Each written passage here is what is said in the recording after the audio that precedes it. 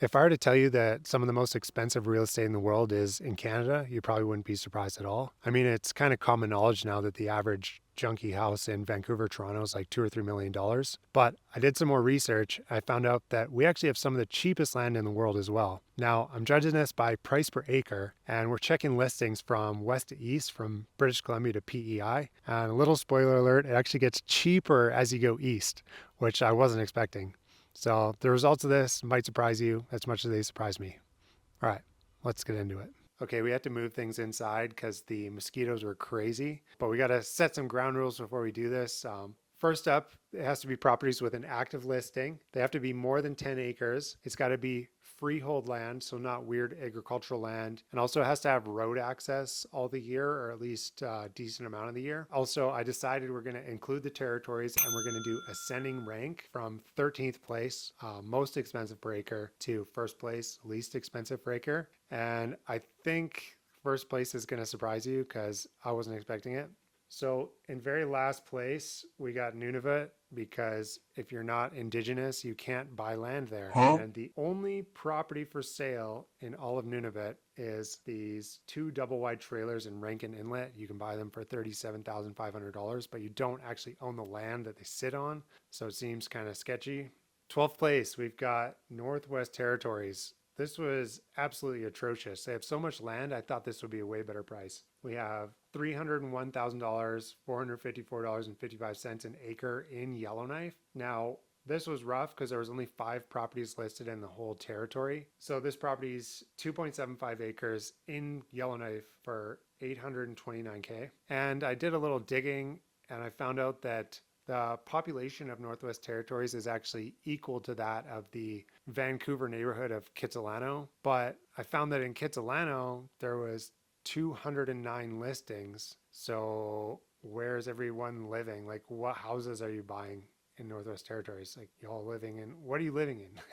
Caribou hides, like down by the river? If you live in Northwest Territories, let me know, like, how you guys actually buy property, because I'm super curious now. Okay, moving up to 11th place. This is actually not bad. This is where it starts to get good. We've got 3,600 an acre in Markland, Newfoundland. Now, this is the cheapest I found in the province, and even though it's still like way down on the list, it's not all that bad at all. It's 75K for 20.7 acres. Can't really argue with that because it's inland and most of the available properties are coastal, but all the coastal properties are like under 2 acres because everyone lives around the coast because they have to fish because there's no jobs, so they got to eat fish. Moving up to 10th place, we've got Yukon Wide Yukon, $2,947.37 an acre. Now, to be honest, the Yukon disappointed me the most because there's just so much land. And for properties over 10 acres, there was only 12 listings in the entire territory. And to find a competitive rate per acre, you have to buy 1,425 acres, which kind of makes it unattainable because this property, all of a sudden, that makes this property $4.2 million. So it doesn't really work. Apparently, everyone's just living in and around Whitehorse, and in Whitehorse, it's like 50 to 100K an acre. So pretty disappointing. Ninth place, we got Alberta. Now, I was expecting Alberta to be way higher on the list because they're known as like affordable, like oil country, whatever. So we got $1,614.91 an acre in rural Clear Hills County, Alberta. Now, this is about an hour and a half north of Grand Prairie, which Grand Prairie is already kind of the middle of nowhere. And we're looking at 260K for 161 acres.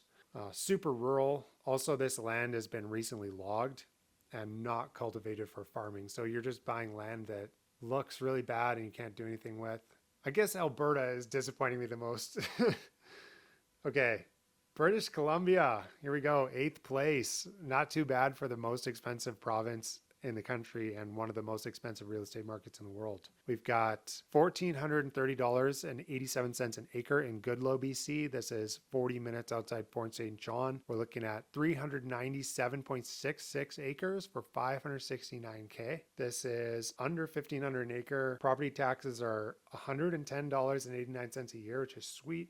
and there's tons of road access. Already 220 cultivated acres for farming. It's got a pipeline through it, so if you do the right purchase agreement when you buy the property, pipeline will pay you royalties for having it on your land. But just be careful when pounding fence posts because we've seen how that plays out. All right, number 7. This is actually my favorite on the list of the whole list. We've got $1,122.45 an acre in Clam Point, Nova Scotia. This is $55K for 49 acres right across the street from the ocean on beautiful Sable Island. And even though this is not inland, it's the cheapest land with road access available as freehold. Also, Sable Island, like I'll just show you guys some photos here. Like it is gorgeous. And the fact that you can have 49 acres right near the ocean is nuts. I just love this. Okay, 6, we got Prince Edward Island, $866.80 an acre in Brockton, PEI. This is actually wild. It's 298.8 acres, including 3 parcels for $259K. And you do have to be a resident of PEI if you don't want to get hit with the 15%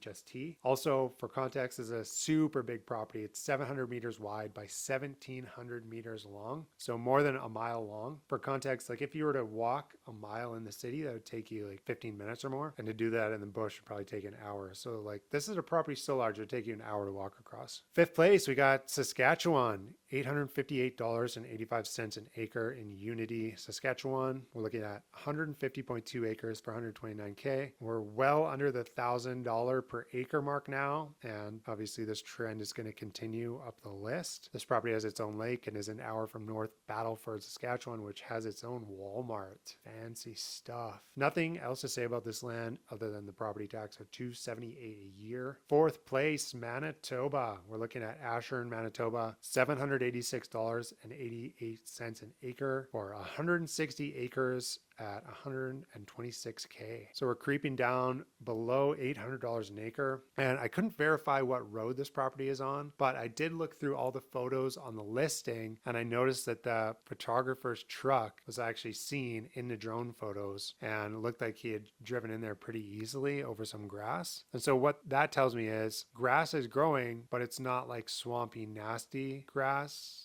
type of vibe, which is super common. And looking at how green this property gets, it looks real nice. Property taxes are super steep on this one though, $424 a year. Okay, 3rd place, Ontario. We're looking at Morley Township, Ontario, $583.33 an acre. This is 240 acres for 140,000 Canadian. We're now officially in the $500 per acre range. This is a very rural property though. The nearest listing agent for this property is in Thunder Bay, which is actually 500 kilometers away. And that fact alone should give you an idea of how rural this property actually is. It's really tough to choose this as the Ontario cheap property because it's 18.5-hour drive to Toronto and you have to drive through the states, through multiple states to get to Toronto. So I included a second Ontario example in Nipissing River Valley, Ontario for $832.69 an acre, 156 acres for 130K. We're 4.5 hours from Toronto and that's actually closer to Toronto than I am to Vancouver. So that's insane. Okay, 2nd place, Quebec. Now, going into this video, I thought Quebec would be number 1. I was thrown off to find out it was not number 1, but it gets super cheap still. We got Lamotte, Quebec, $476.15 an acre. This is 104.8 acres for $49,900. Absurd. A huge amount of land for next to no money.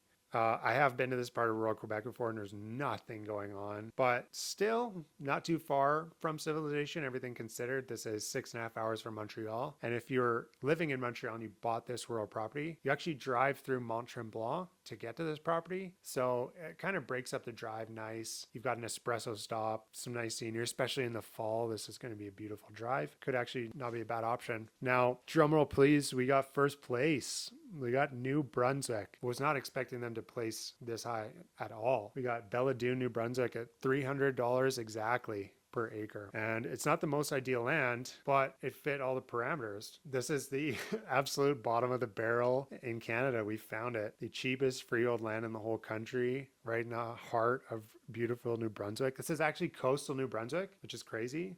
Less than 10 minutes from the ocean. Now, the reason this land is cheap is because the access is via the pipeline service road. Now, that's not ideal at all, I know, but they're obligated to maintain the access for you. So that's really sweet. Meets the criteria, 300 an acre, 30K for 100 acres. And there you have it. Cheap land in Canada. Is there any countries in the world that have land for cheaper than this that you can just go and buy? Even as a foreign investor, you can come here and buy land like that, which I don't think should be legal, but people do it all the time. So where can I go in the world as a foreign investor and buy land for cheaper than this? If you know, let me know.